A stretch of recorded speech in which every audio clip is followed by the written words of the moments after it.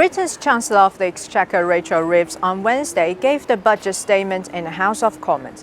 This was the Labour Party's first budget in 14 years and also the first since it came into power after the general election in July. Despite previous assurances not to raise taxes on working people, the Chancellor announced a rise in employers' national insurance contributions from 13.8% to 15%, effective April 2025. Other measures include an increase of capital gains tax, higher taxes on smoking, the introduction of VAT on private school fees, and the abolition of the non-dom tax regime beginning in April 2025. The Chancellor, Rachel Reeves, announced that there was going to be 40 billion rise in tax rises.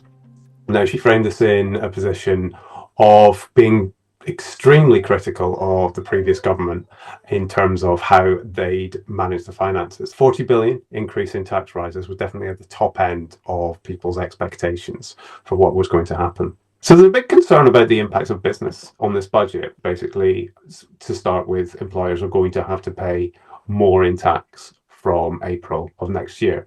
This has come in line with an increase in the national living wage, which is basically the minimum wage within the UK. And there's concern that both of these are going to hit the bottom line for small businesses. In her budget statement, Reeves stressed the importance of investment, saying that the government would deliver a boost to public investment by over £100 billion over the next 5 years across roads, rail, schools and hospitals, whilst keeping debt on a downward path. Alongside the budget, the Independent Office for Budget Responsibility projected that the UK's GDP will grow 1.1% in 2024, 2% in 2025 and 1.8% in 2026. It's always difficult on the day of a budget to really get to grips with who has won and who has lost from these kind of budgets. You really need to kind of have a longer term to look at the kind of distribution effects. Even though there is big increases in spending that needed to happen to maintain the level of services, there was no real positive hook that I think the government were able to point towards to say that like this is going to hurt, but this is definitely going to work.